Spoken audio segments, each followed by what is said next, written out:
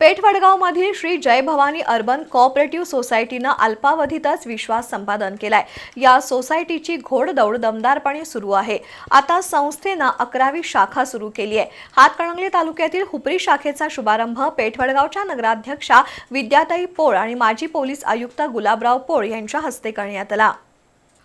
पेठ वडगाव इथल्या श्री जय Bhavani urban cooperative सोसायटीनं ग्राहक, ठेवीदार, कर्जदार आणि सभासदांचा विश्वास संपादन केलाय। विश्वासाच्या जोरावर संस्थेची वेगानं प्रगती होतीये। हुपरी इथं संस्थेनं नवी शाखा सुरू केली आहे। संस्थेची ही 11वी शाखा आहे। हुपरी शाखेचं उद्घाटन पेठ वडगावच्या नगराध्यक्षा विद्याताई पोळ आणि माजी पोलीस आयुक्त गुलाबराव पोळ यांच्या हस्ते झालं।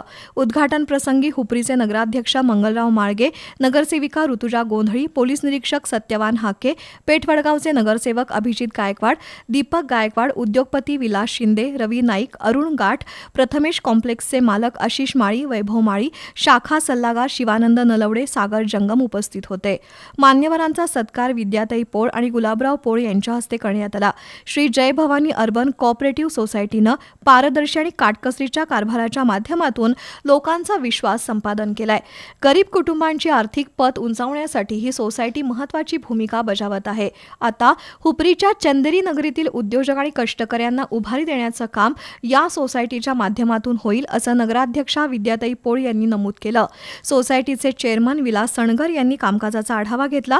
यावेळी vice chairman Shelarji Suryavanshi, general manager Rajkumar Pol, शाखा अधिकारी AR दिंडे यांच्यासह मान्यवर उपस्थित होते।